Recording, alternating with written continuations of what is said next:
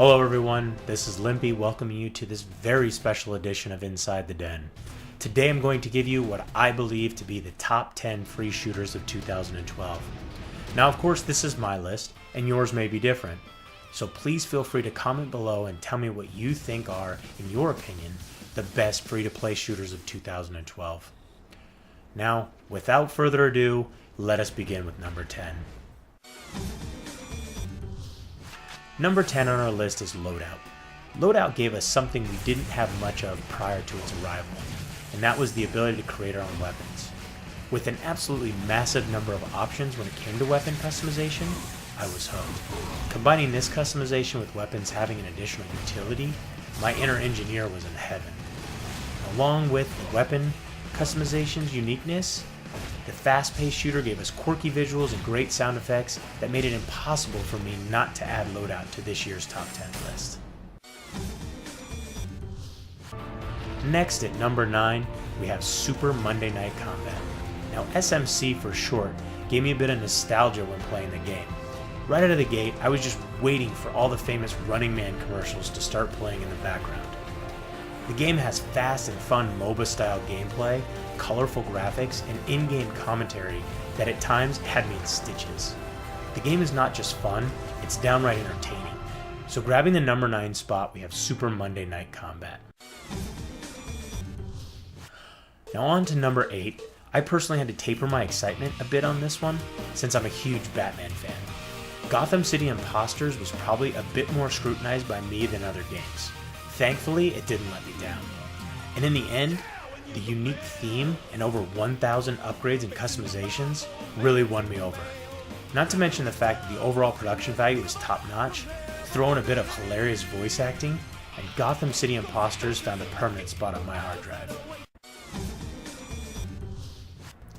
Artic Combat has grabbed the number 7 spot this year, and the game is already showing off, with tournaments in North America and in Europe where players can compete for huge prizes. The developers decided to use an older version of the Unreal Engine, the 2.5 version, in an attempt to grab a wider audience.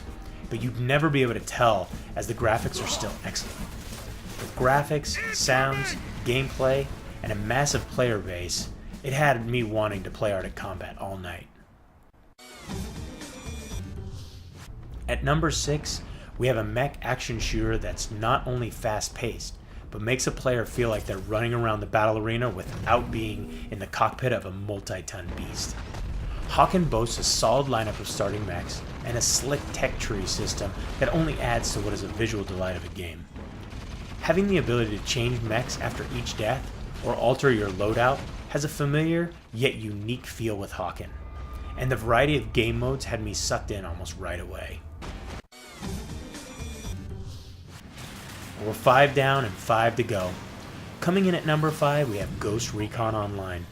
The game has a huge fan base, and it was just waiting and watching. Ghost Recon Online delivered. The graphics of the game are spectacular, and that usually means that the gameplay will suffer, but not this time. The game has several options when it comes to class decisions, and players will find that each has a unique feel and use when it comes to the battlefield. Utilizing years of experience, the developers brought a tactical squad-based shooter to the free market that deserves a look by any avid FPS fan. Next up, at number 4, we have Planetside II. Planetside II gives players a free shooter and does so on a massive scale. The classes in the game are fun to play, and unlocking the tiers of each class make one want to succeed at every mission to earn the highest possible experience and advance much more quickly. Players of almost any playstyle will find something in Planetside II for them, and one can expect each and every battle to be gigantic and thrilling. Vehicles also add to the incredible scale of each battle, and will really make a player feel like they're at war. Moving right along to number 3, we have Mechwarrior Online. We were just talking about massive and gigantic. Well, grabbing a seat in the cockpit of one of these massive lumbering mechs really makes one feel tiny. Visually, the game is gorgeous, and watching your mech blow the arm off of an enemy mech, or seeing your foe crumble to the ground in a heap of metal, really shows off the game's physics. With new mechs and modes being added regularly, Mechwarrior Online will be a game that I play well into 2013. The number 2 game on the MMODen list is Tribes Ascend. Tribes Ascend expanded on an already popular FPS series and brought this latest installment to the free-to-play realm. The game's unique movement style allows players to fly and slide around the battlefield, adding to the need for superior tactics. Vehicles can be deadly fun, and with multiple classes to play and master, Tribes Ascend has an incredibly high level of replayability. Well, here we are, the number 1 free shooter of 2012. Drum roll, please. Coming in at number 1, Blacklight Retribution. Blacklight Retribution is a gorgeous game that caught my attention right out of the gate. It had me playing it over and over and over again. The weapon customization and unique in-game items like the hard suit made for hours of incredibly fun and fast-paced gaming. Maps are extremely well designed, and there isn't a single game mode that I wouldn't recommend to any, whether you're a newbie or an elite first-person shooter player. Well, another year and another group of excellent free shooters. With several more expected in 2013, I expect it will be another round of fierce competition for the top spot again next year. For now, this is Limpy for MMODen.